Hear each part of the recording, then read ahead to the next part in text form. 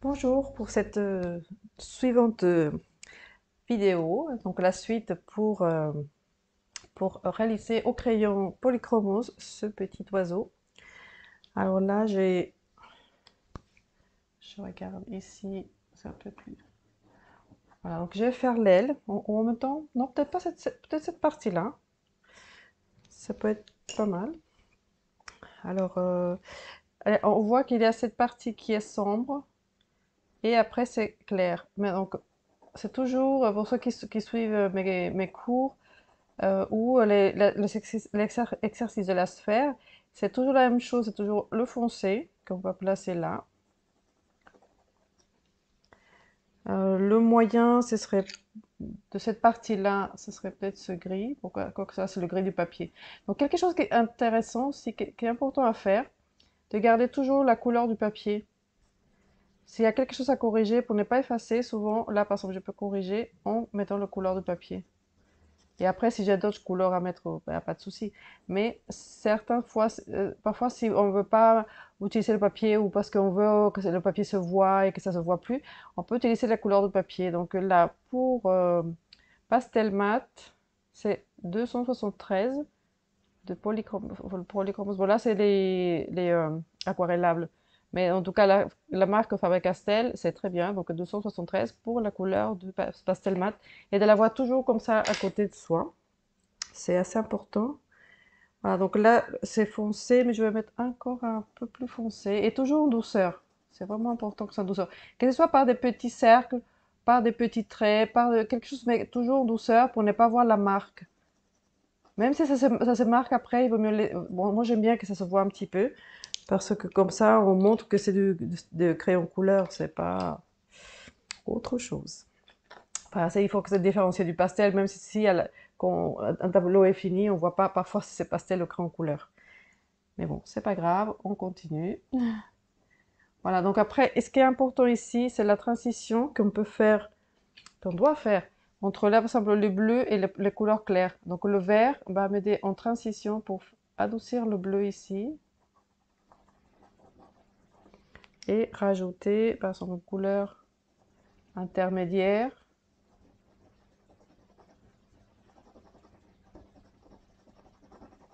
pour ensuite mettre une couleur, et pas, c'est bon, clair, mais pas blanc, hein.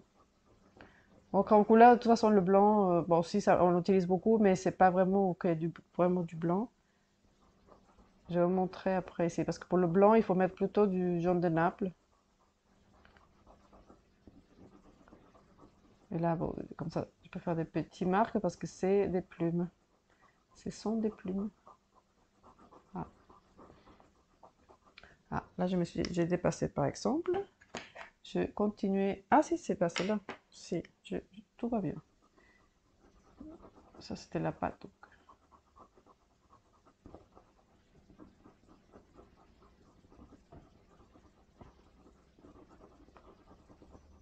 Voilà, j'espère que ça se voit.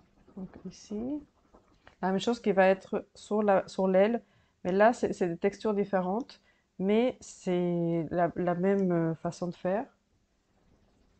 Après, où il y a un petit peu de trous, des choses comme ça, on peut mettre les parties de la plume qui continuent. Ensuite, par exemple, si je veux faire plus clair, et si je devrais mettre du blanc, enfin, comme c'est déjà clair ici, on voit que sur l'image, ici, c'est un petit peu plus clair. Donc le blanc va venir mettre un petit peu de lumière, parce qu'on a déjà préparé ce qu'il y avait en dessous, hein. Sinon ça ne marchera pas. Voilà, donc souvent, il n'y a pas beaucoup de choses à faire à ce niveau-là.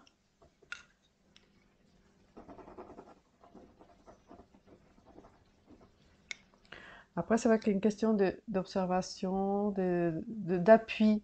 Je pense qu'en fait, l'appui, c'est une partie vraiment très importante. Bon, le crayon couleur nous aide aussi à avoir de la précision.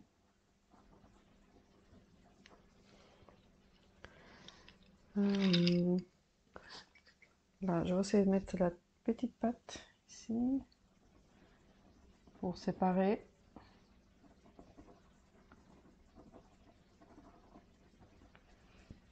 Bon, ici aussi, même si ce sera pas marron, mais au moins, on va la séparer un petit peu plus. Parce qu'il y a plein de détails, donc après, tout dépend de degré de, de réalisme qu'on veut donner, hein, parce que parfois, on n'a pas envie que ce soit trop réaliste. Après, bon, c'est vrai que ça prend du temps et tout ça. Donc, tout dépend de ce on veut faire, transmettre. Si on a envie que ce soit très réaliste, bon, on reste un peu plus longtemps. Voilà. Là, par exemple, on a dit la couleur du papier, mais je peux mettre aussi un peu de la couleur déjà du fond. Voilà. La couleur du fond ici, la plus sombre, et par des petits cercles, ce sera la couleur verte foncée, 174 ou 173, les deux couleurs sont bien.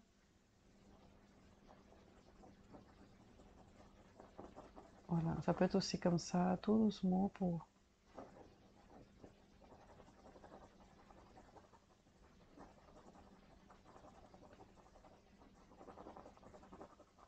Parce qu'il ne faut pas que ça se marque trop, sinon ça va pas se faire joli. Il ne faut pas que ça fasse des crayonnages comme quand les enfants vont dessiner au crayon couleur. C'est ça la crainte toujours des gens, de retrouver la façon dont on faisait quand on était enfant, mais c'est rien à voir, hein. On ne fait pas de marque pour montrer qu'il y a les lignes qui passent comme ça fort. Là, il faut faire attention à ça.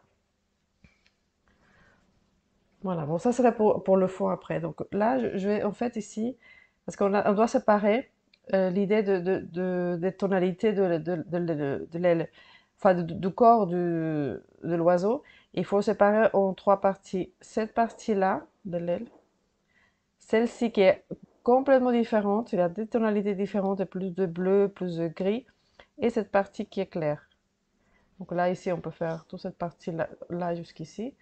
Donc ici, il faut voir qu'il y a une tonalité qui change. Donc il ne faut pas voir tout pareil, il faut à chaque fois voir quelles sont les parties différentes. Et par exemple, à l'intérieur de cette aile ici, il y a encore l'aile qui est en haut, celles-ci qui sont différentes, mais qui font un ensemble. Celle-ci, il faut un ensemble, celle-ci, il faut un ensemble, et ici aussi. Donc chaque partie, on essaye de couper pour aller dans le détail de la partie qu'on va traiter. Là, dans cette aile qui va faire ça, bon, déjà il a l'aile de la partie de droite, qui n'est pas pareil qu'en haut, mais qu'on peut laisser dans cette même analyse. Donc l'analyse ici, ce serait que il y a la lumière qui touche le dos de l'oiseau. C'est pour ça que quand on me dit comment est-ce que tu fais, c'est déjà pas au hasard que je vais mettre les couleurs. Bon, déjà j'ai le modèle, mais si je vois et je dis, ah, je mets jaune, je mets ceci, cela. Mais oui, mais pourquoi il faut séparer? Parce qu'il faut toujours penser à l'harmonie qu'on est en train de créer. Et surtout si on veut faire du réalisme, après, si on veut autre chose, voilà, parce que souvent enfin, non pas souvent, plus souvent. Avant, ça m'arrivait que les gens me disaient, oui, mais je veux faire comme ça. Oui, ben, donc, dans ces cas-là, on fait comme on veut, mais comme on fait comme on veut quand on est chez soi. Mais quand on va suivre soit un cours ou un exercice, même si après tu vas pas faire pareil comme ça, c'est pas grave. Tu peux le suivre, tu peux le faire, et ensuite tu le feras comme tu voudras. Mais faire un exercice quand on te propose, par exemple, comme ça dans les chaînes YouTube, euh, exactement pareil, essaye de le faire seulement pour l'exercice. Ça aide vraiment beaucoup. Et ensuite, tu décides si tu vas le faire pour un prochain comme ça ou pas, hein, ça, c'est pas très grave. Mais au moins, tu sais cette possibilité que tu as de le faire comme ça. Moi, j'ai fait beaucoup comme des cours et les cours que je suivais, c'était comme ça. Et après, chez moi, après, je faisais pas comme ça, mais j'ai appris comme on me l'avait appris parce que j'étais déjà là. Donc, ce que ça me plaise ou pas, c'était, je jouais le jeu. Et après, si je suivais pas, c'est mon problème. Mais dans le cours, ou dans les choses que j'avais choisi de faire, je m'attachais à exactement ce qu'on m'avait dit. Et c'est comme ça que, sincèrement, qu'on apprend le plus. Et pas en se disant dans un cours, ah oui, mais moi je fais comme ça, moi je voudrais faire comme ça. Oui, mais le je voudrais, c'est ça, tu peux changer d'avis et voilà quoi. Donc quand tu as la chance d'avoir quelqu'un qui t'explique quelque chose, bah, c'est super. Profite. Profites-en au maximum. Et après, tu décideras si tu voudrais le faire comme ça ou pas. Parce que souvent, moi, je me disais, j'arrivais dans un cours où je me disais, bah non, mais en fait, je voulais pas faire ça. Mais c'est pas grave. Et après, des mois plus tard, je me disais, ah oui, mais c'était comme ça, bah, je vais essayer de le faire comme ça. J'ai appris à faire ça. Et en fait, on finit par utiliser tout ce qu'on a appris. Et heureusement qu'on le fait comme ça. Voilà, donc ça, après, ça va être du bleu. Bon, on est dans la partie qui va être éclairée. Et on a déjà divisé en deux. Là, il y a quand même un peu de bleu, mais un bleu qui est un petit peu foncé. Donc, de toute façon, j'essaie de voir toutes les parties foncées.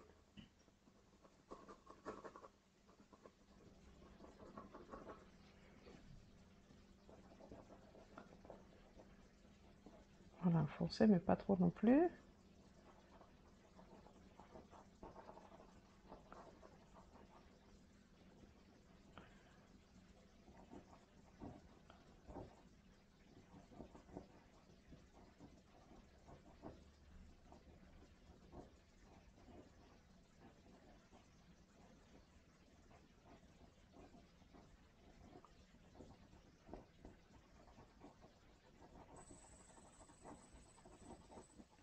Voilà. Et après, petite explication comme ça de cette partie-là, je vais faire ça en accéléré. Là, c'est peut-être pas trop la peine de s'attarder. Parce que c'est après, c'est la suite. Donc, tu pourras voir comment je fais. Donc là, je mets du vert parce que ça va être bien avec le jaune et ça va être une couleur de transition pour cette partie-là. Alors, pour mettre la couleur très claire, j'ai le jaune ici. Et non, d'abord, c'est vert oxydochrome, donc le clair, le gris clair, gris vert clair, qu'il faut toujours avoir, pastel ou crayon couleur, 172. Et on fait attention à la partie pour la lumière parce que c'est celle-ci qui va marquer le plus. Et on va tout doucement quand même.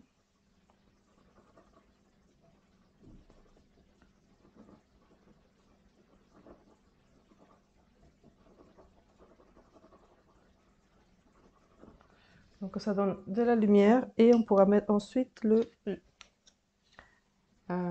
couleur ivoire, couleur crème, plus de détails comme ça. Et ça va donner la luminosité.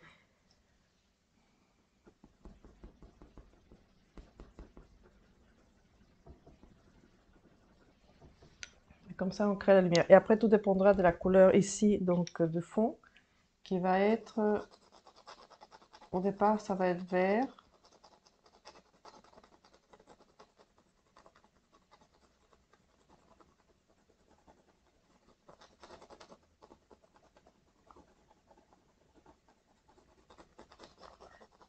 Et si tu as envie de faire cet oiseau, tu es en train de le faire avec moi, tu peux aussi, quand tu finiras le dessin, tu peux aussi, ou l'exercice, ou la partie que tu aurais voulu faire de cet exercice, tu peux me l'envoyer par Messenger et je le posterai sur ma page Facebook.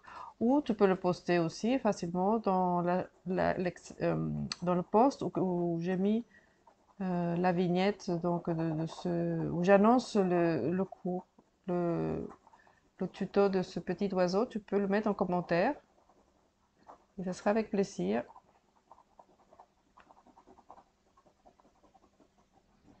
Bon, après pour les questions, peut-être pas trop parce que je n'ai pas le temps souvent de pouvoir répondre à des remarques. Enfin, les remarques, oui, mais je veux dire à, à des questionnements parce que c'est pas un cours, je te l'offre, mais c'est après, s'il y a des choses beaucoup plus pointues, des choses que tu voudrais voir, là, c'est dans mes cours où là, j'explique tout et je peux faire vraiment cas par cas. Là, par exemple, là, ici, je peux le dire pour tout le monde, pour ceux qui veulent le voir, mais après, si tu veux un suivi personnalisé, tout ça, après, c'est mes cours. Ou après, on n'a pas besoin vraiment, en suivant mes cours, après, on n'a pas besoin de poser de questions. J'essaye de vraiment de donner tout ce que j'ai. J'anticipe toutes les questions que tu peux te poser, parce que je me suis posé les mêmes questions. Et comme ça, voilà. Mais tu peux aussi avoir un suivi avec moi en privé. Enfin, tu peux toujours me poser la question par email ou par Messenger et après, bah, je te répondrai selon ta question. Voilà, là j'ai mis un petit peu plus de clair ici parce que c'est beaucoup plus clair. Mais de toute façon, ici, ce clair-là va être plus visible quand le fond sera là, quand tout le reste sera là. Quand ici, déjà, l'aile sera beaucoup plus foncée. Si c'est plus foncé, le clair va ressortir. C'est pour ça que pour l'instant, je ne mets pas beaucoup de clair et je trouve que c'est déjà beaucoup. Ce que je dois faire avant de faire le corps de l'oiseau, c'est qu'ici, je n'ai pas changé la forme donc de l'oiseau. Et là, je suis en train de changer un peu la forme parce que c'est un petit peu ici.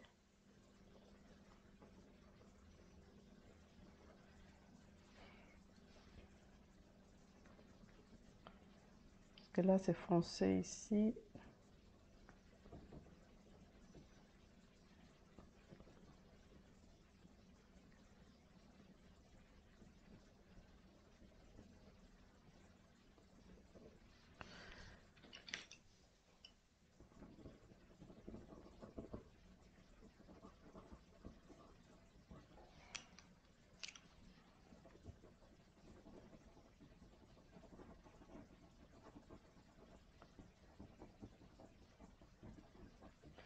Bon, là, ça fait partie de l'aide. Ici, avec le vert. Ah, je me suis trompée de vert. C'est pas celui-ci, celle-là. Et voilà, et quand on se trompe quelque chose, il faut on continue. On ne fasse pas, je continue avec la couleur que je veux. Et c'est très bien comme ça.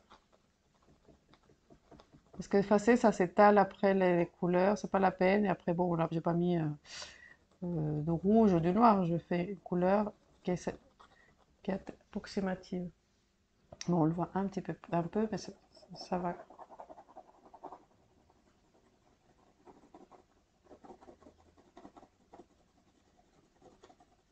Donc, en tout cas, pense douceur et tu vas voir qu'après, ce sera beaucoup plus facile à avoir un résultat agréable. Pense, je vais dessiner en douceur. L'attitude qu'on a face à ce qu'on va faire est vraiment essentielle pour voir pour le résultat, pour voir ce qu'on va faire. Tu peux mettre de la musique classique, ça aide beaucoup.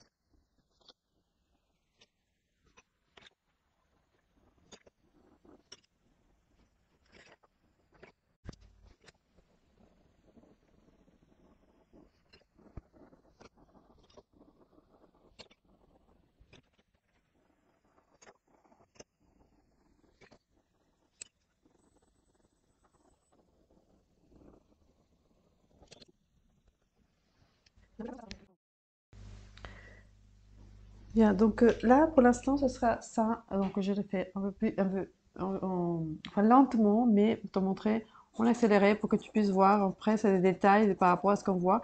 Et donc, la prochaine vidéo, ce sera pour le fond. Donc, déjà, en fait, c'est soit les petits cercles, mais moi, j'aime bien faire les deux. Mais sinon, comme ça, à croiser des lignes comme ça, c'est pas mal aussi. Et tu essaies de ne pas le toucher. C'est vrai qu'on peut estomper, mais peut-être après. Le mieux, ce n'est pas vraiment le toucher. Voilà, donc on va utiliser ce crayon, donc le 174 et le 172 de Faber-Castell, parce que là, c'est deux couleurs qui se mélangent très bien pour faire quelque chose de doux avant de mettre les couleurs claires. Donc ça, je te le montrerai dans la prochaine vidéo. Merci, à bientôt pour une prochaine vidéo et merci pour tous ceux qui s'abonnent. En ce moment, il y a beaucoup d'abonnés, donc merci beaucoup. Euh, donc pour ceux qui regardent et ne sont pas encore abonnés, abonnez-vous, c'est vraiment à liker, partager la vidéo pour ma chaîne, c'est super. Pour tous ceux qui avons des chaînes YouTube, c'est plus sympa pour que tout le monde puisse voir les vidéos et pour montrer à plus de personnes ce qu'on fait et créer de nouvelles vocations, on ne sait jamais. En tout cas, merci et passe une très très très belle journée. À bientôt.